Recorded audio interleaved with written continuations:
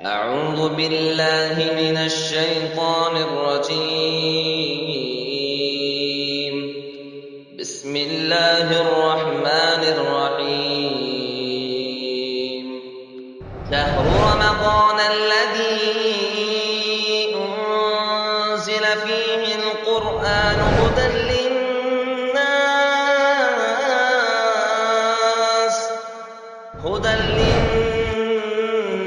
وبينات من الهدى والفرقان، فمن شهد منكم الشهر فليصم، ومن كان مريضا أو على سفر فعدة من أيام أخر. خواتین سن رہی ہیں اس حدیث کو؟ ایسی بن جاؤ کہ اللہ تمہاری عطا کے اوپر ہنس پڑے. یہ کمال. بچوں کو بھوکا سلا دینا کمال ایمان، اور خود کھاتے وقت چراغ بجھا دینا اور کھانے میں شریک نہ ہونا ہے کمال ایمان. ایک صحابی کر سکتا ہے، صحابیہ ہی کر سکتے ہیں. اللہ. السلام علیکم ورحمۃ اللہ وبرکاتہ. بسم اللہ الرحمن الرحیم. قرآن حکیم کے 28ویں پارے کی تفسیر کا خلاصہ پیش کیا جا رہا ہے. اللہ نے فرمایا قد سمع اللہ قول التی تجادلک فی زوجها وتشتکی الی اللہ. اللہ نے اس عورت کی بات سن لی جو عورت اے ہمارے نبی آپ کے پاس آ کر کے جھگڑتی ہے اور اللہ سے شکایت کرتی ہے.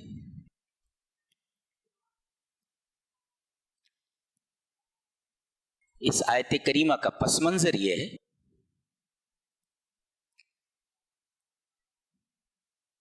کہ ایک صحابی ہے حضرت اوس ابن صامت. بچوں کا نام رکھنا چاہیے اوس، الف و سین، اوس. تو انہوں نے اپنی بیوی خولہ بنت ثعلبہ سے زہار کر لیا. زہار سمجھتے ہیں؟ زمانے جاہلیت میں ایک رسم تھی کہ کوئی شخص اگر اپنی بیوی سے کہہ دیتا کہ انت علی کا ظہر امی، کہ تو میرے اوپر ویسے ہی ہے جیسے میری ماں کی پیٹھ. ظہر مانے پیٹھ. کیا بول دیتا تھا؟ تو میرے اوپر میری ماں کی پیٹھ کی طرح ہے، یعنی جیسے میری ماں کی پیٹھ ہے ویسے تو ہے. تو وہ عورت حرام ہو جاتی تھی. یہ زمانے جاہلیت کے اندر بھی ایک قاعدہ تھا.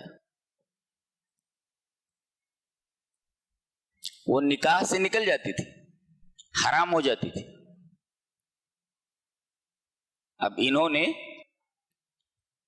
اوس ابن صامت نے اپنی بیوی خولہ بنت ثعلبہ سے زہار کر لیا. کہہ دیا انت علی کا ظہر امی، تو میرے اوپر میری ماں کی پیٹھ کی طرح ہے.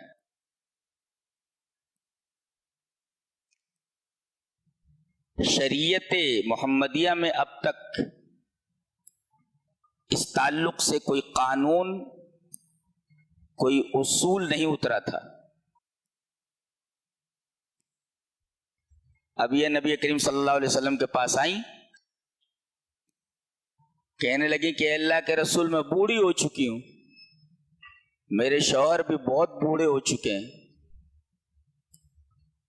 غصے میں آ کر کے انہوں نے مجھ سے زہار کر لیا ہے. تو اللہ کے رسول اس پریشانی کا، اس مصیبت کا کوئی حل بتائیں. آپ نے فرمایا ما عندی فی امرک شیء، تیرے اس معاملے میں میرے پاس کچھ نہیں ہے، یعنی اس سلسلے میں اللہ کی طرف سے میرے پاس کوئی وحی نہیں آئی ہے، لہذا انہوں نے تجھے ماں کہہ دیا تو تو ماں ہو لی، حرام ہو گئی تو۔ پھر آتی، اے اللہ کے رسول اب میں کیا کروں، میرے چھوٹے چھوٹے بچے ہیں۔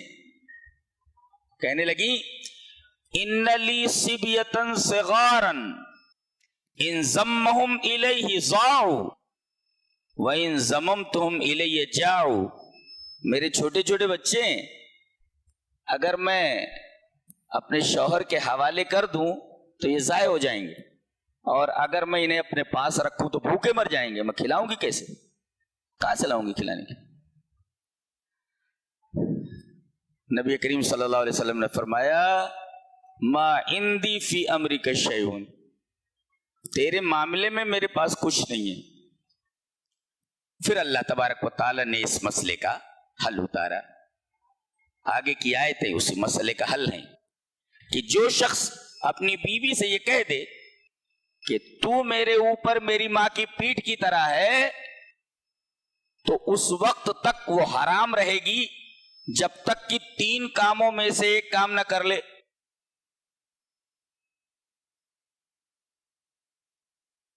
پے در پے 2 مہینے کے روزے،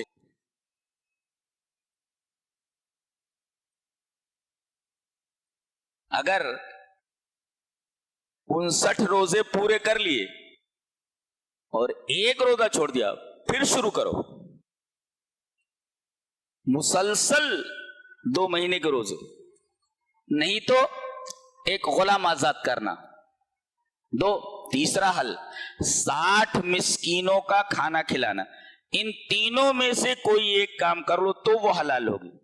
جب تک یہ کفارے ادا نہیں کرو گے وہ بیوی تمہارے اوپر حرام رہے گی۔ حلال کرنا ہو تو کفارے کی ان 3 قسموں میں سے کوئی ایک قسم کر ڈالو۔ پے در پے 2 مہینے کے روزے، اچھے خاصے موٹے تازے آدمی کو حالت بدل جائے گی، حالت خراب ہو جائے گی۔ 2 مہینے پے در پے روزے، نہیں تو ایک غلام آزاد کرو، نہیں تو 60 مسکینوں کا، پوری بارات کھلاؤ لا کر 60 مسکینوں کا کھانا۔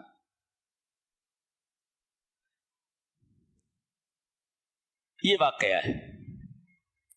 نکتہ اس میں یہ آیت کریمہ دیکھو، قد سمع اللہ قول التی تجادلک فی زوجہا وتشتکی الی اللہ، اے ہمارے حبیب یہ آپ سے جھگڑتی ہے، آ کر کے تجادلک جھگڑتی ہے، وتشتکی الی اللہ اور اللہ سے شکایت کرتی ہے۔ کیا ایک مفسر نے اس پر بڑا پیارا تبصرہ کیا ہے، کہتا ہے ما اعظم توحید هذه المرأة رسول اللہ صلی اللہ علیہ وسلم حی بین یدیہا وتشتکی الی اللہ، اس عورت کی توحید کتنی بڑی ہے، اعلیٰ درجے کی توحید ہے کہ رسول اللہ صلی اللہ علیہ وسلم زندہ اس کے سامنے، لیکن وہ عورت آپ سے شکایت نہیں کر رہی ہے، آپ سے مسئلے کا حل طلب کر رہی ہے، شکایت اللہ سے کر رہی ہے۔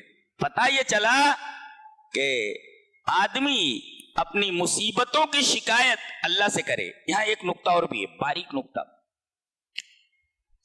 ایک ہے اللہ کی شکایت کرنا اور ایک ہے اللہ سے شکایت کرنا۔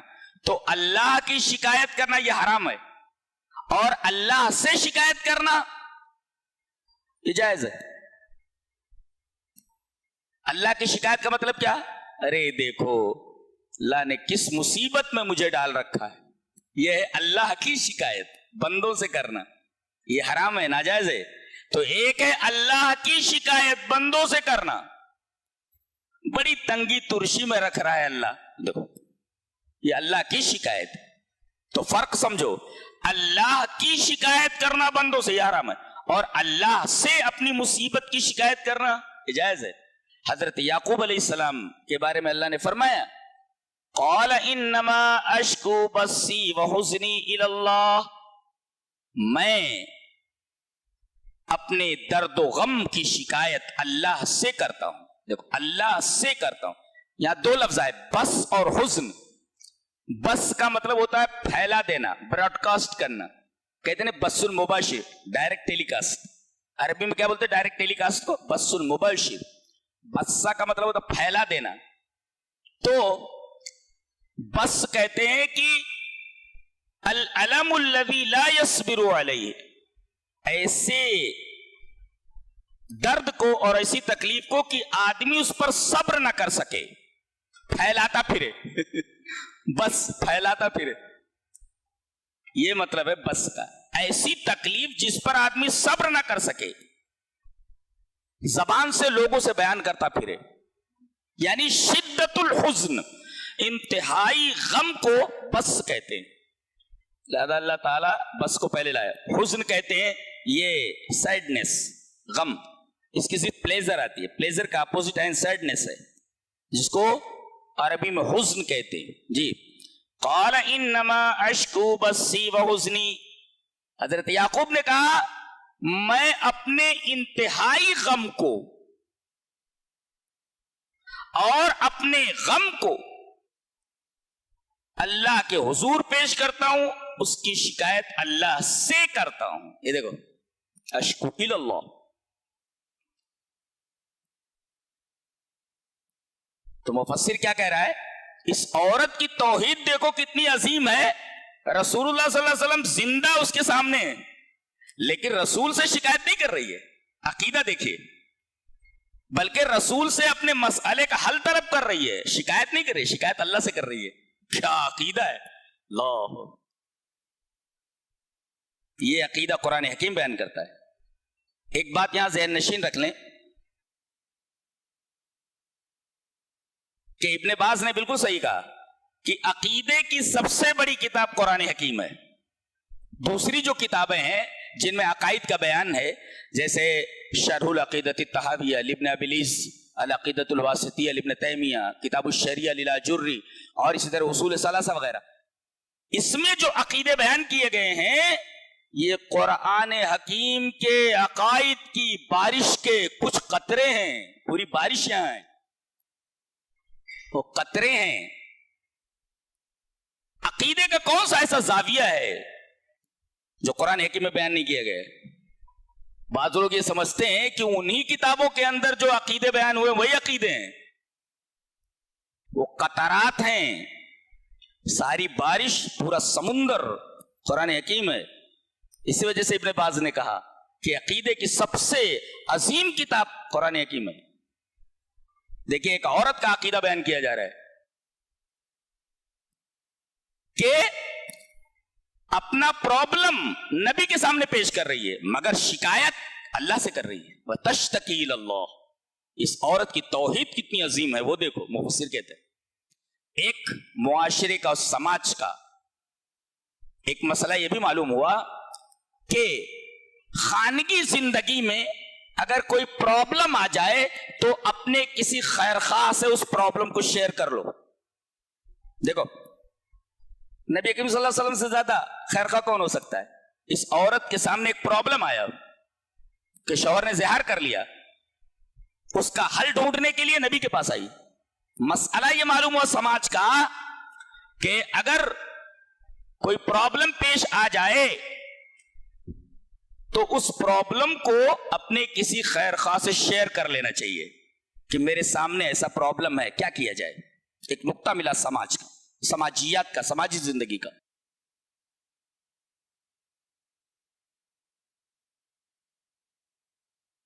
آگے اس مسئلے کا حل ہے, پیدر پہ 2 مہینے کے روزے یا ایک غلام آزاد کرنا ہے, 60 مسکینوں کو کھانا کھلانا. آگے فرمایا گیا یہ بھی ایک سماج کا مسئلہ ہے, اس سے دل خراب ہو جاتے ہیں. کیا کہ اگر 3 آدمی کہیں ہیں, مثلا پوری مسجد میں صرف 3 آدمی ہوں یا کسی جگہ صرف 3 آدمی بیٹھے ہوئے ہوں, تو 2 آدمی اٹھ کر الگ دھیرے دھیرے بات نہ کریں, اس لیے کہ وہ جو اکیلا بیٹھا وہ بدگمان ہو جائے گا کہ شاید میرے بارے میں کچھ باتیں ہو رہی.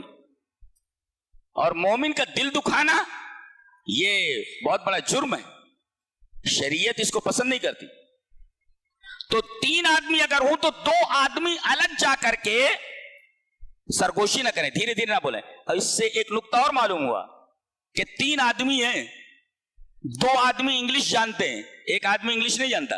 اب دونوں آدمی انگلش میں بات کر رہے ہیں, یہ بھی نجوہ ہی ہے, حرام ہے, یہ جائز نہیں. اس لیے کہ وہ یہی سمجھے گا کہ میں انگلش نہیں جانتا, یہ دونوں انگلش میں بات کر رہے ہیں, شاید میرے خلاف کوئی بات کر رہے ہیں. 2 مولوی ہیں اور ایک پڑھا لکھا نہیں ہے. اب یہ دونوں عربی میں بات کر رہے ہیں اپنی قابلیت بگاڑنے کے لیے. نہیں عربی میں بات کرنا چاہیے, اس لیے کہ تیسرا آدمی سمجھ سکتا ہے کہ یہ لوگ عربی میں شاید میرے تعلق سے کچھ باتیں کر رہے ہیں. تو جب تیسرا آدمی عربی نہ جانتا ہو تو اپنی قابلیت اپنی جیب میں رکھیے, عربی مت بولیے. اللہ نے فرمایا انما النجوى من الشیطان, یہ جو سرگوشی ہے نا شیطان کی طرف سے. اور ایسی حرکت سے ایک مومن کا دل بدگمان ہو سکتا ہے, اور یہ شریعت مطہرہ کو بالکل ناپسند ہے. آگے اللہ نے ارشاد فرمایا ان الذين يحادون الله ورسوله اولئك في الاذلين كتب الله لاغلبن انا ورسلي. اللہ, جو لوگ اللہ اور اس کے رسول کی مخالفت کرتے ہیں وہ ذلیل ہو کر رہیں گے. پتہ یہ چلا کہ جو بھی اللہ کی مخالفت کرے, اس کے رسول کی مخالفت کرے, وہ ذلیل ہونے ہی والا ہے. وہ ایک کلپ دیکھا میں نے, کوئی ایک لڑکی ہے جو نقاب کے اوپر پیٹرول ڈال کر کے جلا رہی ہے, پیٹرول نے اس کو پکڑ لیا, جل گئی پوری, سب دیکھ رہے ہیں اس کو جلتے ہوئے. ان الذين يحادون الله ورسوله اولئك في الاذلين, جو اللہ اور اس کے رسول سے مخالفت مول لیتے ہیں, مخالفت کرتے ہیں, ذلیل لوگوں میں سے ہیں. یعنی انہیں عزت نہیں مل سکتی, ان کے حق میں ان کے لیے صرف اور صرف ذلت ہے. اولئک فی الاذلین, اور ذلت ہی نہیں اذلین کہا گیا, یہ اس میں تفضیل ہے کہ بہت زیادہ ذلیل ہونے والے ہیں. اس کے بعد سورہ حشر ہے. دل تھام کر بیٹھ لو, بیٹھیں بالکل سننے کی پوزیشن میں آ جاؤ. اللہ نے فرمایا, آیت کریمہ پڑھ لیتے. والذین تبوؤوا الدار والایمان من قبلهم يحبون من هاجر الیہم ولا یجدون فی صدورهم حاجة مما اوتوا ویؤثرون علی انفسهم ولو کان بهم خصاصة ومن یوق شح نفسه فاولئک هم المفلحون. اللہ فرما رہا ہے کہ مدینہ میں جو لوگ پہلے سے رہ رہے تھے اور پہلے سے ایمان لا رہے, والذین تبوؤوا الدار, الدار سے مراد مدینہ, والذین تبوؤوا الدار والایمان من قبلہم, اس سے پہلے مدینہ کے اندر جو لوگ تھے, مدینہ کے رہنے والے ایمان لا چکے تھے, بتایا جا رہا ہے کہ یحبون من ہاجر الیہم, وہ لوگ مہاجرین سے محبت کرتے ہیں. پاکستان کو دیکھو, انڈیا سے جتنے لوگ وہاں گئے آج تک مہاجر ہیں. وہ ایک کیسا ملک ہے کہ اپنے ہی مسلمان بھائیوں کو اپنے گلے سے لگانے کے لیے تیار نہیں, اب تک مہاجر کہا جاتا ہے ان کو. اور وہاں کے اصل رہنے والے اور یہ یہاں سے جانے والے لوگ آپس میں ٹکراتے رہتے ہیں کہ یہ مہاجر ہیں. پاکستان کیا بڑی بڑی باتیں کرتا ہے, اپنے مسلمان بھائیوں کو اپنے گلے سے لگانے کے لیے تیار نہیں. یہاں سے جانے والے آج بھی مہاجر ہیں کہ تم ہمارے نہیں ہو, تم چھوڑ کر کے یہاں آئے ہو, تم دوسری جگہ کے ہو. مہاجر مہاجر کہہ کر کے برابر ان کے ذہن پہ دستک دی جا رہی ہے کہ تم یہاں کے نہیں ہو, تم باہر سے آئے ہو. بڑی بڑی باتیں سن لو. والذین تبوؤوا الدار والایمان من قبلہم یحبون من ہاجر الیہم, مہاجرین سے محبت کرتے ہیں. اچھا, ابے لٹے پٹے آئے ہیں, نبی کچھ ان کو زیادہ دے رہے تو کہتے ہیں دیکھ رہے ہو کہ مہاجرین کو کچھ زیادہ دے دیا جا رہا ہے تو ولا یجدون فی صدورہم حاجۃ مما اوتوا, مہاجرین کو نبی کچھ دے رہے ہیں تو ان کے دلوں کے اندر حسد پیدا نہیں ہوتا, خوش ہوتے ہیں کہ ہمارے لٹے پٹے بھائیوں کو اللہ کے رسول کچھ دے رہے ہیں تو ان کو خوشی ہوتی ہے. ان کو یہ حسد نہیں ہو رہا ہے کہ ہمیں نہیں مل رہا ہے, باہر سے آنے والے لوگوں کو سب دے دیا جا رہا ہے, حسد نہیں کر رہے. وَلَا يَجِدُونَ فِي صُدُورِهِمْ حَاجَةً, کتنا دل صاف تھا اے صحابہ کرام. اور اگلا ٹکڑا بڑا عجیب ہے, کہتے ہیں وَيُؤْثِرُونَ عَلَىٰ أَنفُسِهِمْ وَلَوْ كَانَ بِهِمْ خَصَاصَةٌ, وہ اپنے اوپر دوسروں کو ترجیح دیتے ہیں اگرچہ وہ بہت زیادہ ضرورت مند ہوں. اس آیت کریمہ کی تفسیر میں بخاری شریف کی ایک روایت ہے کہ رسول اللہ صلی اللہ علیہ وسلم کے پاس ایک آدمی آیا. دل تھامے ہو, تھام لو. آیا کا اصابنی جہد یا رسول اللہ, اے اللہ کے رسول مشقت نے, بھوک نے جو بہت پریشان کر دیا ہے, میں تھک گیا ہوں. اللہ کے رسول بھوکا ہوں. اللہ کے رسول نے جلدی سے ایک آدمی کو امہات المومنین کے پاس بھیجا کہ ذرا دیکھو کسی ام المومنین کے پاس کچھ کھانے کے لیے ہے. اتفاق سے جواب ملا کیا سارے گھروں میں اللہ کی برکت ہے, کچھ نہیں ہے. سارے گھروں میں اللہ کی برکت. رسول کے گھر میں کسی بیوی کے پاس کچھ کھانے کے لیے نہیں ہے. ازواج مطہرات کے گھروں میں کچھ نہیں ہے. کہا اللہ کی برکت ہے, کچھ نہیں. آپ نے اعلان فرمایا کون ہے جو رسول کے مہمان کو اپنے گھر لے جائے. حضرت ابو طلحہ انصاری کھڑے ہوئے, کہا کہ اللہ کے رسول آپ کے مہمان کو میں لے جانے کے لیے تیار ہوں. آپ کا مہمان آج شام میرے ہاں کھانا کھائے گا. آ کر کے بیوی سے بولے میں نے اللہ کے رسول کے مہمان کو اپنا مہمان بنا لیا ہے. کہا کہ کیا کرتے ہو, کھانا ایک ہی آدمی کا ہے گھر میں, لو بچے کھائیں یا مہمان کھائے یا ہم لوگ کھائیں, ایک ہی آدمی کا کھانا ہے. کہا کہ اللہ کی بندی ایسا کریں گے کہ بچوں کو بہلا پھسلا کر سلا دیں گے. بہت مشکل کام ہے, بچے بھوکے ہوں اور ان کو بہلا پھسلا کر کے سلا دینا. کمال ایمان, کمال ایمان, سبحان اللہ. اور جب ہم لوگ کھانے کے لیے بیٹھیں گے تو چراغ بجھا دیں گے. بخاری کی روایت ہے, تاکہ مہمان یہ سمجھے کہ ہم لوگ اس کے ساتھ کھانے میں شریک ہیں, لیکن ہم لوگ ہاتھ کھانے کی طرف نہیں بڑھائیں گے تاکہ وہ شکم سے رو کر کے کھا لے. انہوں نے ایسا ہی کیا. صبح جب ابو طلحہ انصاری فجر میں نبی کریم صلی اللہ علیہ وسلم سے ملے تو نبی کریم صلی اللہ علیہ وسلم انہیں دیکھ کر مسکرائے. کہا کہ میرے ماں باپ آپ پر قربان, آپ مجھے دیکھ کر کے مسکرا رہے ہیں.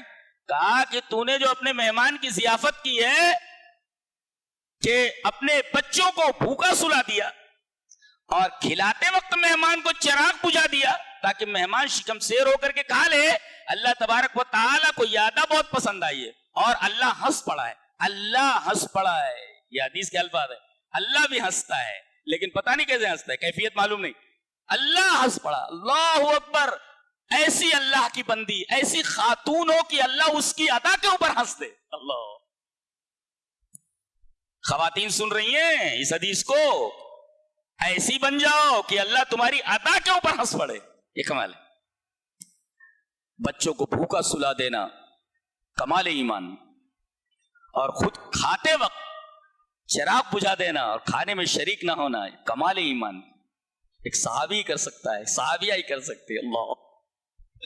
والذین تبوؤوا الدار والایمان من قبلهم يحبون من هاجر الیہم ولا یجدون فی صدورهم حاجة مما اوتوا ويؤثرون على انفسهم ولو كان بهم خصاصة. اللہ تبارک و تعالیٰ نے اس کی تفسیر صحابی سے کروا دی. یہ دیکھیں میرے نبی کا ایک صحابی اس آیت کریمہ کی تفسیر کر رہا ہے, عملی تفسیر کہ کیسے اپنے اوپر دوسروں کو ترجیح دی جاتی ہے. دل تھامو, تھام لیو.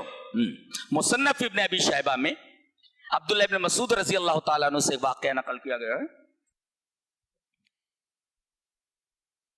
کہ ایک خانقاہ میں, ایک گرجا گھر میں ایک پادری تھا. کہاں ہے روایت؟ ہے حدیث کی کتاب مصنف ابن ابی شیبہ میں. راوی کون ہے؟ عبداللہ ابن مسعود. کہ ایک خانقاہ میں, ایک گرجا گھر میں ایک پادری تھا. 60 سال تک اس نے اللہ کی عبادت کی. 60 سال سے عبادت کر رہا تو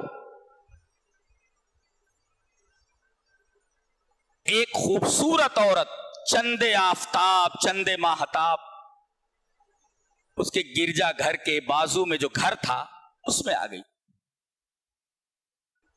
شیطان غالب آ گیا, یہ عورت کے پاس پہنچ گیا اور 6 دن تک اس سے بدکاری کرتا رہا, اور بعد میں شرمندہ ہو کر کے بھاگ نکلا. 3 دن تک بھاگتا رہا, بھوک پیاس سے نڈھال ہو کر کے سامنے اسے ایک مسجد نظر آئی, وہاں چلا گیا, بیٹھ گیا. بھوک سے مرنے کے قریب ہے. مؤذن نے دیکھا کہ ایک بدحال آدمی, شکستہ حال, پتہ نہیں کہاں سے آیا ہے, میلے کچیلے کپڑے ہیں, ایک روٹی لا کر کے دیا. جیسے اس نے روٹی ہاتھ میں لی, 3 دن کا بھوکا تھا, ایک روٹی اس کے لیے بھی ناکافی تھی. اچانک اس نے دیکھا کہ 2 آدمی اور آ گئے ہیں, انتہائی بھوکے دکھ رہے ہیں, وہ بھی بڑی لالچی نظروں سے ایک روٹی کو دیکھ رہے ہیں. اس پادری نے کیا کیا, روٹی کے 2 حصے کیے, آدھا ایک بھوکے کو دے دیا اور آدھا دوسرے بھوکے کو دے دیا, اور خود بھوکا بیٹھ گیا. اسی دوران اللہ تبارک و تعالی نے ملک الموت کو ان کے ساتھیوں کے ساتھ بھیج دیا کہ اس کی روح لے کر کے آؤ, اس کی روح لے کر کے آؤ. موت آ گئی اس کو. اللہ تعالی نے کہا کہ اس کی 60 سالہ عبادت کو ایک پلڑے میں رکھو ترازو کے, اور 6 دن کے گناہ کو ایک طرف رکھو. وہ جو 6 دن تک عورت سے بدکاری کرتا رہا ہے اس کو ایک پلڑے میں رکھو, اور 60 سال کی عبادت ایک پلڑے میں رکھو. وہ 6 دن کی جو بدکاری تھی اس کا پلڑا نیچے چلا گیا, 60 سال کی عبادت ہلکی پڑ گئی. لو, نقطہ یہ ملا کہ آدمی اپنی نیکیوں پر فخر نہ کرے. ایک صاحب حج سے آئے, کہنے لگے کہ خانہ کعبہ میں ایک وقت کی نماز, ایک نماز 1 لاکھ نماز کے برابر.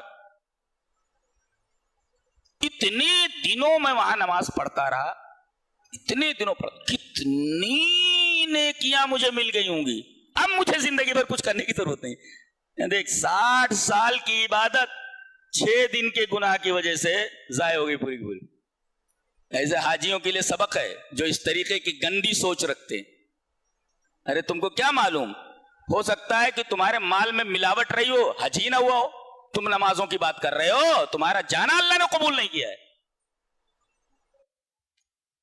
ٹور تو نہیں تھا, حج تھا کہ ٹور تھا, یہ تو اللہ کو معلوم. اب ٹور کر رہے ہیں لوگ, حج نہیں کر رہے ہیں. میں تو کہتا ہوں ایک محلے کے لوگ اگر نفلی عمرہ 1 سال بند کر دیں تو پورے محلے کی سماجی حالت, معاشرتی حالت سدھر جائے. لیکن کہاں سدھرنا ہے ان کو, یہ خود سدھرتے نہیں, دوسروں کو کیا سدھاریں. پڑوسی بھوکا ہے, حج پر حج کیے چلے جا رہے ہیں.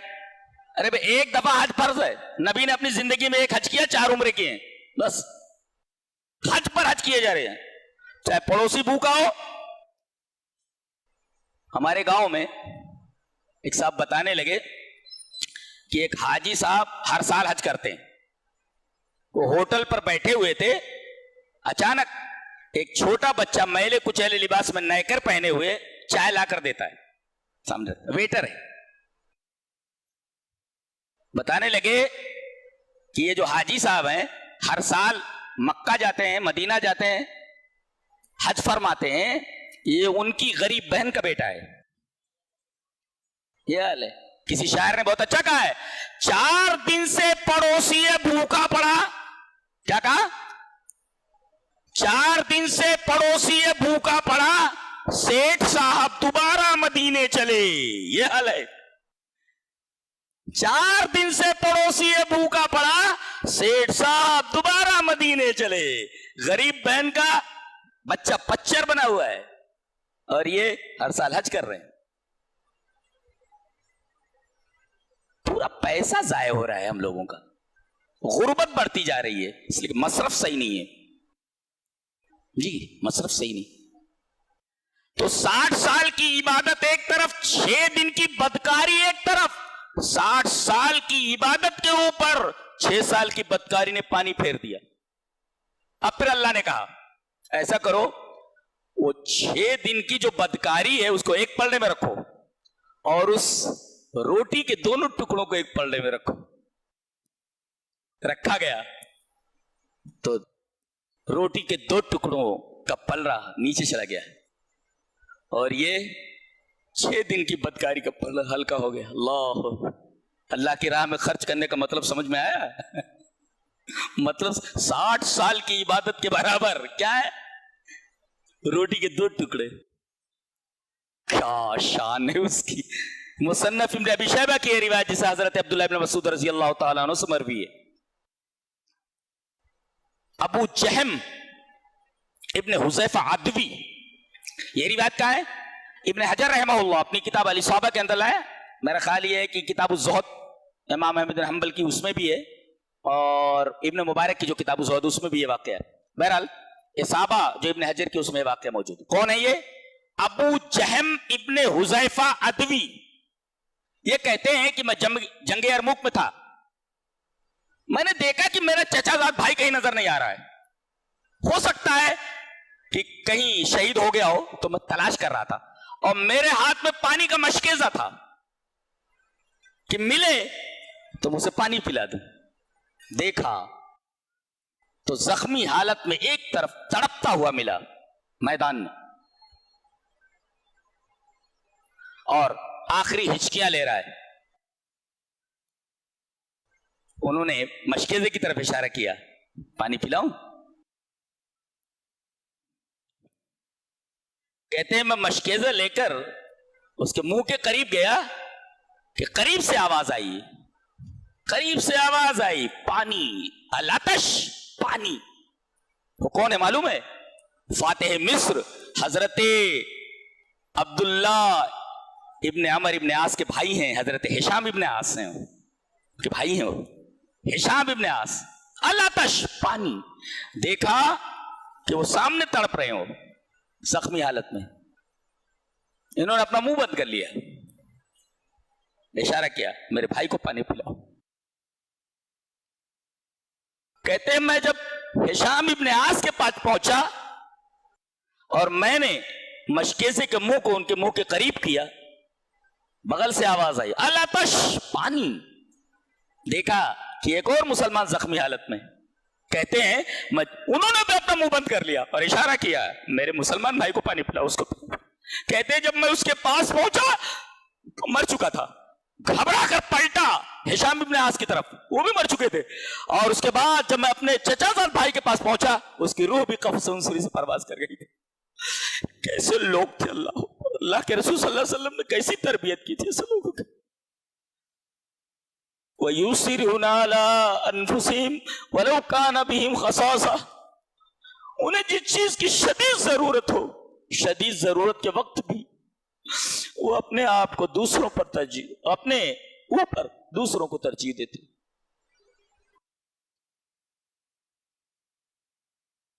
تاریخ کے اوراق میں یہ باتیں لکھی ہوئی, ورنہ یقین نہیں آتا کہ ایسی قربانیاں دینے والے بھی موجود تھے.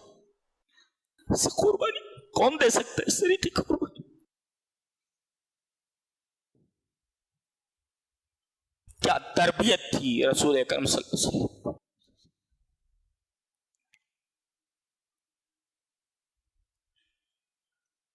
حضرت عائشہ رضی اللہ تعالیٰ عنہ کا واقعہ موطا امام مالک میں, حدیث کی پہلی کتاب موطا امام مالک. حضرت عائشہ کا واقعہ. حضرت عائشہ روزے سے ہیں, افطار کے لیے گھر میں صرف ایک روٹی ہے. ایک سائل آیا, کہا کہ اللہ کے نام پہ کچھ کھانے کو دو, بھوکا ہوں. حضرت عائشہ نے باندی سے کہا وہ ایک روٹی لے جا کر کے سائل کو دے دو. باندی نے حیرت سے کہا آپ روزے سے ہیں, افطار کے لیے صرف گھر میں ایک ہی روٹی ہے.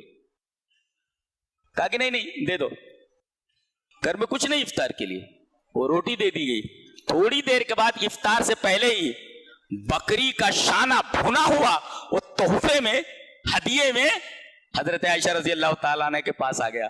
آپ نے باندی سے مسکرا کر کے کہا تیری وہ جو روٹی کی ٹکیا تھی نا, اس سے یہ بکری کا شانہ کتنا اچھا ہے, لے کھا. پتا یہ چلا کہ جو اللہ کی راہ میں خرچ کرتے ہیں اللہ اس سے بہتر چیز اسے عطا کرتا ہے. روٹی کی ایک ٹکیا دے دیا, گوشت آ گیا جو سید الطعام. تو اللہ کی راہ میں خرچ کر کے دیکھو اللہ تمہیں نوازتا کیسے ہے.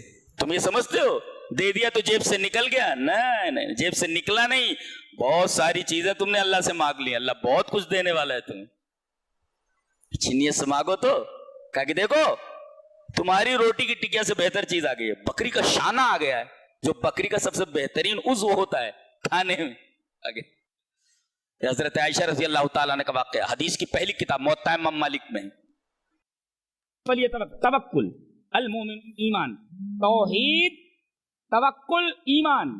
پہلے توحید کا ذکر ہے, ایمان کا اعلیٰ درجہ توحید ہے, اور توحید کے ساتھ توکل کا ذکر کیا گیا. کیا ایمان اور توکل دونوں کو ذکر کیا گیا. پہلے یہ بتایا گیا کہ ایمان کا اعلیٰ درجہ توحید ہے, پھر توکل اور ایمان کو ایک ساتھ ذکر کیا گیا. وعلی اللہ فلیتوکل المؤمنون. اس پر ایک مفسر تفسیرہ کرتا ہے کہ اذا ضعف الایمان ضعف التوکل, اگر آدمی کا ایمان کمزور ہو تو توکل کمزور پڑ جاتا ہے. اور کلما قوی ایمان العبد کان توکلہ اقوی, جتنا آدمی کا ایمان بڑھتا جائے گا ویسے اس کا توکل بڑھتا جائے گا. فرمایا گیا یا ایھا الذین آمنوا ان من ازواجکم واولادکم عدوا لکم فاحذرھم, اے ایمان والو تمہاری بیویاں اور تمہارے بچے یہ سب تمہارے دشمن ہیں, سب تمہارے دشمن ہیں. ابن عباس اس کی تفسیر کرتے ہیں بچے دشمن ہیں, بچے تو نعمت ہیں. کہا فلا تطیعوہم فی معصیتہم, اگر ان کی معصیت کے اندر آپ ساتھ دے رہے ہیں تو یہ تمہارے دشمن ہیں. آپ دیکھو ہم لوگ اپنے بچوں کو بچیوں کو اتنی آزادی دے چکے ہیں کہ وہ جو مانگتے ہم دینے کے لیے تیار ہیں. بڑی بڑی کاریں ہم نے دے رکھی ہیں, ان کی پاکٹ منی روز کی, ان کا خرچہ جیب خرچ اتنا ہے کہ اگر وہ کہیں دوسری جگہ خرچ کر دیں تو کم سے کم 3-4 دن تک کوئی آدمی اپنا پیٹ بھر لے گا. اللہ, روز کی پاکٹ منی ان کی اتنی ہے, لیکن دین کی طرف دھیان نہیں ہے. کروڑوں کی گاڑیاں مہنگی مہنگی گاڑیوں میں چلتے ہیں, لیکن دین میں بالکل صفر ہے, زیرو ہے.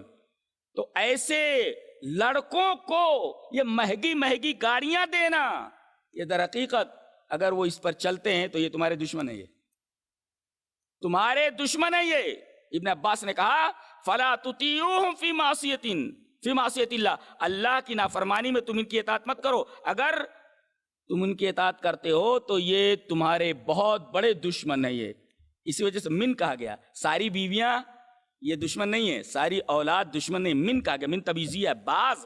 بعض بیویاں اور بعض اولاد یہ تمہارے دشمن ہیں جو اللہ کی معصیت میں شریک ہونے کے لیے تمہیں مجبور کرتے ہیں, اسٹینڈرڈ آف لائف بڑھانے کے لیے مجبور کرتے ہیں. آپ رشوت نہیں لیتے, رشوت لو.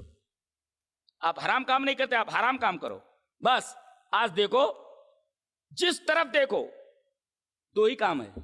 مردوں کا کام ہے کھانا اور عورتوں کا کام ہے شاپنگ کرنا. ایک بیگ لے کر کے دوڑ رہی ہیں سب. کیا پہننا ہے تم کو عید میں؟ ایک جوڑا پہننا ہے نا, ایک جوڑا پہن لینا ہے. کس کو دکھانا ہے؟ شوہر کو دکھانا ہے یا کسی اور کو دکھانا ہے؟ شوہر ہی کو دکھانا ہے نا. تو ایک جوڑا بس ہے. اب مردوں کو دیکھو کھانے پر ٹوٹے پڑے ہیں, اور عورتوں کو دیکھو کہ دکانوں پر ٹوٹی پڑ رہی ہیں. اللہ اللہ, یہ رمضان ہے. بیٹھ کر کے عورتوں کو گھر میں اللہ تبارک و تعالیٰ کا ذکر کرنا چاہیے, زیادہ سے زیادہ نیکیاں سمیٹنی چاہیے. نوجوان گاڑیوں پر بیٹھ کر کے 3-3 4-4 ہلا گلا کرتے ہوئے نکلتے, ایک عورتیں بیگ لے کر کے 3-4-5 سب ساتھ میں نکلتی ہیں شاپنگ کرنے کے لیے. یہ عورتوں کا حال ہے. اور مردوں کا حال یہ کھانا کدھر ہے, کھانا کھینچ اجی کدھر ہے, ٹوٹ پڑو کھا رہے. تو ہمارے نوجوانوں کے بچوں کا, ہماری عورتوں کا حال ہے, ہمارا حال ہوتا ہے یہ کھانے پر, وہ شاپنگ پر, اور وہ ہلا گلا کرنے پر, مستیاں کرنے پر. یہ حال ہے. رمضان کا احترام تو ہمارے دلوں میں ہے ہی نہیں, تو اللہ تبارک و تعالیٰ کی رحمت ہمارے اوپر کیسے نازل ہوں گی؟ تو یہ دشمن ہے تمہارے. یا ایھا الذین آمنوا ان من ازواجکم واولادکم عدوا لکم فاحذرھم, یہ تمہارے دشمن, ان سے بچو. وہی میں نے کہا نہیں, ان کو مہنگی مہنگی گاڑیاں دینے کے بجائے ٹوٹی موٹر سائیکل دو ان کو, تاکہ انہیں معلوم ہو کہ باپ نے پیسہ کتنی محنت سے کمایا ہے. اور ایسا تو جگہ جگہ بند ہو جائے, टिक मारते बैठे वहां पे जी, उनको मालूम हो कि पैसा किस तरह कमाया जाए। उसके बाद सूरह तलाक में बहुत प्यारा नुक्ता अकीदे का बयान किया गया। देख लो पहले आयत देखो, वमन यत्तकिल्लाह यजअल लहू मखरजा वयरज़ुक़हु मिन हैसु ला यहतसिब इन्नल्लाह बालिगु अम्रिही क़द जअलल्लाहु लिकुल्लि शैइन क़दरा। कहते हैं अल्लाह ने फरमाया जो तकवा इख्तियार करेगा अल्लाह उसके लिए रास्ता निकाल देगा। बराबर, ये पहले तकवा का जिक्र किया गया। उसके बाद का वमन यतवक्कल अल्लाह फहुव हस्बुह, तवक्कुल का जिक्र किया गया। गोया कि तकवा का मतलब असबाब इख्तियार करो, तदबीर इख्तियार करो। उसके बाद तवक्कुल है, तदबीर इख्तियार के बाद तवक्कुल करना, घर में बैठ जाना और ख्वान नेमत उतरने का इंतजार करने, तवक्कुल नहीं तवाकुल है। तो तकवा कहते हैं असबाब इख्तियार करो, तवक्कुल, फिर तवक्कुल करो। अच्छा, अब एक सवाल पैदा हुआ, हमने तवक्कुल कर लिया लेकिन पूरा नहीं हो रहा। हम देख रहे हैं कि तवक्कुल कर लेते हैं लेकिन वो चीज जो हम चाहते हैं पूरा नहीं हो रहा है। अल्लाह ने फरमाया इन्नल्लाह बालिगु अम्री, वो तुम्हारी तमन्ना को पूरा करने वाला है। क़द जअलल्लाहु लिकुल्लि शैइन क़दरा, उसके पूरा होने का एक वक्त मुतय्यन है, फौरन नहीं मिल जाता, उसके लिए मुतय्यन है, वक्त मिलेगा, मुतय्यन कर दिया अल्लाह ताला। कभी कभी होता है आदमी के जहन में सवाल पैदा होता है कि हमने तवक्कुल किया मगर वो चीज मिली नहीं, तो अल्लाह ने उसका जवाब दिया है इन्नल्लाह बालिगु, तुमने तवक्कुल कर लिया ना, अब तुम समझ रहे हो वो चीज मिली नहीं, इन्नल्लाह बालिगु अम्री, अल्लाह उसको देने वाला है तुम्हें। क़द जअलल्लाहु लिकुल्लि शैइन क़दरा, हर चीज का एक अंदाजा मुकर्रर कर दिया, टाइम है उसका, टाइम पर आपको मिलने वाला है। और टाइम मुकर्रर करना भी अल्लाह की तरफ से एक मसलहत है जी, ये जवाब दिया गया उसको, बहुत गहरा मसला है। तकवा इख्तियार कर लिया, तवक्कुल कर लिया, तवक्कुल जब कर लिया तो चीज मिलनी चाहिए लेकिन हम देख रहे चीज मिल नहीं रही। अल्लाह ने फरमाया वक्त मुकर्रर है, मिलेगा, वक्त मुकर्रर है, तुम्हारी जल्दी करने पर नहीं होगा, वक्त मुतय्यन है, उस पर तुम्हारी चीज तुमको मिल जाएगी। उसके बाद कहा ऐ ईमान वालो, अपने आप को, अपने बच्चों को, अहलो अयाल को जहन्नम की आग से बचाओ। या अय्युहल्लज़ीना आमनू क़ू अनफुसकुम व अहलीकुम नारा, ऐ ईमान वालो तुम खुद को और अपने अहलो को जहन्नम की आग से बचाओ। अली रजी अल्लाह तआला अन्हु का तफसीरा कि अपने बच्चों को जहन्नम की आग से कैसे बचाए। आपके दामाद मोहतरम हजरत अली का तफसीरा इस आयत करीमा पर, अल्लिमूहुम व अद्दिबूहुम, उनको दीन की तालीम दो और सही एटिकेट सिखाओ, सही अदब सिखाओ इनको। अल्लिमूहुम व अद्दिबूहुम, इनको दीनी तालीम दो और इनको अदब सिखाओ। अगर तुमने सिखा दिया, हजरत अली फरमा रहे तुमने अपने बच्चों को जहन्नम की आग से बचा लिया। हमारे बच्चों को ना तो दीनी तालीम है, अरे बड़ी बड़ी डिग्रियां लेने के लिए माँ बाप लाखों रुपया खर्च कर रहे हैं। इनसे पूछा जाए कि अल्हम्दुलिल्लाह रब्बिल आलमीन का तर्जुमा क्या होगा, वो अल्हम्द में अलिफ लाम कितने मानों के लिए आता है कुछ मालूम ये हाल है हमारे बच्चों का। बड़ा अफसोस होता है देख कर। तो अपने आप को और अपने बच्चों को जहन्नम की आग से बचाओ। हजरत अली का तफसरा अल्लिमूहुम व अद्दिबूहुम, दीनी तालीम दो और दीनी अदब दो। एक आगे फरमा गया या अय्युहल्लज़ीना आमनू तूबू इलल्लाहि तौबतन नसूहा, ऐ ईमान वालो तौबा नसूह करो। तौबा नसूह किसको बोलते हैं, याद रखो ज़हन में। क़ाल अल कल्बी, कल्बी कहते हैं अत्तौबतुन नसूह, तौबा नसूह किसको बोलते हैं, अन यस्तग़फ़िर बिल लिसान व यंदम बिल क़ल्ब व युमसिक बिल बदन।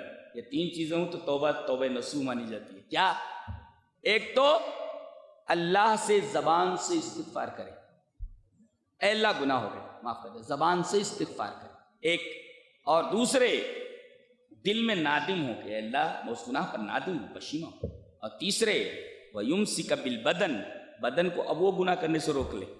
ये कल्बी का तफसीर है। तौबतन नसूह किसको कहते हैं, जिनमें तीन चीजें, एक चीज ये अल्लाह से इस्तिग़फ़ार कर, यस्तग़फ़िर बिल लिसान, जबान से इस्तिग़फ़ार, और ये यंदमा बिल क़ल्ब, दिल से, दिल के अंदर पशीमा हो, नादिम हो, और तीसरे युमसिक बिल बदन, बदन को, जिस्म को अब वो काम करने से रोके। अगर ये तीन चीजें मिल जाएं, इस्तिग़फ़ार प्लस नदामत प्लस इमसाक बिल बदन इज इक्वल टू तौबतन नसूह। या अय्युहल्लज़ीना आमनू तूबू इलल्लाहि तौबतन नसूहा, ऐ ईमान वालो तौबा नसूह करो। गुनाह से तौबा नसूह करना जरूरी है। اس کے بعد اللہ تبارک تعالیٰ نے یہ بتایا کہ دیکھو اعمال مدار نجات ہیں، کسی سے نسبت یہ نجات کا مدار نہیں ہے۔ کوئی کہے ہم فلاں پیر کے خاندان کے، پیر صاحب ہم کو جنت میں لے جائیں گے، کوئی کہے ہم انبیاء کے خاندان کے، انبیاء ہمیں جنت میں پکڑ کر لے کر چلے جائیں۔ مدار نجات اعمال صالحہ ہے۔ اگر آپ کے پاس عمل ہے تو آپ کامیاب ہیں، اگر آپ کے پاس عمل نہیں ہے تو آپ سے زیادہ ناکام و نامراد کوئی نہیں۔ اللہ تعالیٰ نے 3 مثالیں بیان کی، تینوں مثالیں دیکھو۔ ضرب اللہ مثلا للذین کفروا امرأۃ نوح وامرأۃ لوط كانتا تحت عبدين من عبادنا صالحين فخانتاهما فلم يغنيا عنهما من الله شيئا وقيل ادخلا النار مع الداخلين۔ پہلی مثال کہ شوہر مومن ہے، نبی ہے، اور بیوی کافر ہے۔ دیکھو ایک آگ ایک پانی ہے، دونوں ندی کے 2 پارٹ۔ بیوی کافرہ ہے اور نوح نبی ہے، نوح کی بیوی بھی کافرہ تھی۔ پہلے ایسا نکاح ہو جاتا تھا، اب نکاح نہیں ہوتا ہے کافر کا اور اس کا، مومن کا اور غیر مومن کا نکاح نہیں ہوتا جی، پہلے ہو جاتا تھا۔ تو ایک کافرہ تھی۔ دیکھو نبی کتنا باعظمت ہوتا، اللہ کا کتنا قریبی ہوتا ہے، لیکن عورت چونکہ اس کے پاس عمل نہیں تھا لہذا کہا گیا قیل ادخلا النار مع الداخلین، چلو جہنم میں جاؤ۔ حضرت نوح علیہ السلام کے ساتھ نسبت، جبکہ میاں اور بیوی کے درمیان جو رشتہ ہوتا ہے بڑا لطیف اور بڑا نازک اور بڑا باریک رشتہ ہوتا ہے، اتنا گہرا رشتہ اور کوئی نہیں ہوتا جی، دونوں ایک دوسرے کے لیے لباس ہوتے ہیں، اتنا گہرا رشتہ کسی کا نہیں۔ اس کے باوجود اللہ تعالیٰ نے کہا کہ نوح کے ساتھ یہ تعلق اس کے کچھ کام نہیں آیا، جہنم میں بھیج دی گئی۔ اگر تعلق کسی کام آتا تو کم سے کم ان کی کافرہ بیوی کو نوح کی وجہ سے جنت مل جاتی، جنت ایسے نہیں ملتی، مدار نجات اعمال صالحہ پر۔ دوسری مثال وضرب اللہ مثلا للذین آمنوا امرأۃ فرعون اذ قالت رب ابن لی عندک بیتا فی الجنت۔ دوسری مثال الٹا ہے، بیوی مومنہ ہے، شوہر کافر ہے۔ فرعون تمام ظالموں میں ظالم، تمام کافروں میں کافر، بیوی مومنہ۔ اللہ اکبر۔ خواتین ذرا دھیان دیں حضرت آسیہ جو فرعون کی بیوی ہیں ان کے جملے پر، اذ قالت رب ابن لی عندک بیتا فی الجنہ، ان کے ہاتھ پیروں کے اندر کیلیں ٹھونک دی گئی اور میدان میں ان کو ڈال دیا گیا، کہا کہ ایمان سے پھر جاؤ، دعا کی انہوں نے۔ اذ قالت رب ابن لی عندک بیتا فی الجنہ، اے اللہ جنت میں گھر بنا دے، ایسا نہیں کہا انہوں نے، اپنے پاس گھر بنا دے۔ اللہ، آج لڑکی کیا چاہتی ہے؟ بنگلہ مل جائے، موٹر گاڑیاں مل جائیں، اور شوہر چاہے شرابی ہو، کبابی ہو، بددین ہو، بدعقیدہ ہو، سب چلتا ہے۔ یہ دیکھو فرعون جیسا بادشاہ ہے، کیا کمی ہے ان کو؟ وہ کہہ رہی ہیں اے اللہ یہ محل نہیں چاہیے، تیرے پاس جو محل ہے وہاں بنا دے میرے لیے۔ اذ قالت رب ابن لی عندک بیتا فی الجنہ، جنت میں اپنے پاس میرا گھر بنا دے، قریب میں۔ اور کیسی؟ اذ قالت رب ابن لی عندک بیتا فی الجنہ ونجنی من فرعون وعملہ، اور فرعون اور اس کے عمل سے مجھے نجات دے دے۔ ایسا شوہر مجھے نہیں چاہیے، اس کا عمل دیکھ دیکھ کر کے میں پریشان ہوں۔ کیا کوئی عورت اپنے بدعقیدہ شوہر کو دیکھ کر پریشان ہو سکتی کہ ایسا بدعقیدہ شوہر نہیں چاہیے؟ کہہ رہی ہیں اس کا عمل میں نہیں دیکھ سکتی، اسے نجات دے دے مجھے شوہر بھی نہیں چاہیے، محل بھی نہیں چاہیے، مجھے تیرے پاس محل چاہیے۔ دیکھو ایسی بھی رانی گزری ہے، رانی ہے یہ، ایسی بھی رانیاں گزری ہیں، دیکھو کہتی ہے کہ محل نہیں چاہیے، نہ شوہر چاہیے، یہ بنگلہ نہیں چاہیے، گاڑیاں نہیں چاہیے، محل نہیں چاہیے، اے میرے رب تیرے پاس گھر چاہیے۔ اے خواتین پڑھیں اس کو، بار بار پڑھیں، بار بار پڑھ کر روئیں۔ اذ قالت رب ابن لی عندک بیتا، ایک سیمپل، ایک مثال ہے، نمونہ ہے عورتوں کے لیے، حضرت آسیہ۔ ونجنی من القوم الظالمین، اے اللہ ان ظالموں سے میرا پیچھا چھوڑا دے، دعا کر رہی ہوں، تمام ظالموں سے پیچھا چھوڑا، ان ظالموں کو دیکھ کر کے میں پریشان ہوں، ان کا چہرہ نہیں دیکھنا چاہتی۔ اور پھر ایک لڑکی ہے، یہ دیکھیں، شوہر نبی، بیوی کافرہ، شوہر کافر، بیوی مومنہ۔ اب ایک لڑکی آ رہی ہے جس کا کوئی تعلق ہی نہیں ہے، اس کی شادی ہی نہیں ہوئی، اس کی شادی ہی نہیں، اس کا کسی تو کوئی تعلق ہی نہیں ہے، اس کی مثال دی گئی، پھر بھی عفیفہ بن کر کے رہی ہے، اس کی مثال بھی سامنے۔ ومريم ابنة عمران التي أحصنت فرجها فنفخنا فيه من روحنا وصدقت بكلمات ربها وكتبه وكانت من القانتين. یہ مریم ہیں، ان کی شادی ہی نہیں. یہاں تو شوہر ہے نا، ایک شوہر کافر ہے، دوسرا شوہر مومن ہے. ایک جو ہے لڑکی کافرہ ہے اور ایک مومنہ ہے. یہاں تو کچھ بھی نہیں ہے، کسی تو کوئی تعلق ہی نہیں، پھر بھی انہوں نے اپنی آبرو کی حفاظت فرمائی. اللہ تبارک و تعالیٰ نے مومنوں کے لیے اور مومنہ عورتوں کے لیے 3 مثالیں سامنے رکھی ہیں، تینوں مثالیں سامنے، اور اس طرف متوجہ کیا ہے کہ انہیں چاہیے کہ دنیا کی رنگینیوں سے ناتا توڑ کر کے ہمیشہ اللہ سے دعا کریں کہ اللہ جنت میں گھر بنا. اس لیے کہ جو گھر تم نے بنایا ہے تم کو زبردستی نکال دیا جائے گا. مر گئے تو گھر والے کیا بولتے ہیں؟ ارے جلدی بھائی کفناؤ دفناؤ، جلدی نہلاؤ، زیادہ دیر تک رکھو گے تو بدبو پھیل جائے گی. بدبو پھیل جائے گی. اتنی محنت سے تو بائی ہک اور بائی کرک ہر جائز ناجائز طریقے سے تو یہ بنگلہ بنایا ہے. اب اسی گھر سے زبردستی اس کو نکالا جا رہا ہے. چل نکل لے نکل لے، زیادہ دیر تک رکھو کہ سڑ جائے گا، پورے گھر میں بدبو پھیل جائے گی. عبرت ہے، عبرت ہے بہت بڑی. اس سے بڑی عبرت کیا ہو سکتی کہ جس گھر کو آپ نے حلال و حرام کی تمیز کیے بغیر بنایا، بڑی بے دردی سے آپ کو اس کمرے سے نکال دیا جا رہا ہے، اور اے سی کمرے سے نکال کر کے خوبصورت گدوں سے اٹھا کر کے آپ کو منو من مٹی کے نیچے ڈال دیا جا رہا ہے. سب مٹی ڈال کر کے آ جاتے ہیں. یہ تمہاری حقیقت، یہ تمہاری اوقات. اللہ تبارک و تعالی ہمیں ہمارے حال کے اوپر رحم فرمائے اور ہمیں سیدھا سچا راستہ دکھائے اور اپنے پاس گھر بنا دے، اور جنت الفردوس میں ہمیں اسی طریقے سے سب کو جمع کرے. وآخر دعوانا ان الحمدللہ رب العالمین. وتلك حجتنا آتيناها إبراهيم على قومه نرفع درجات من نشاء إن ربك حكيم عليم. ووهبنا له إسحاق ووهبنا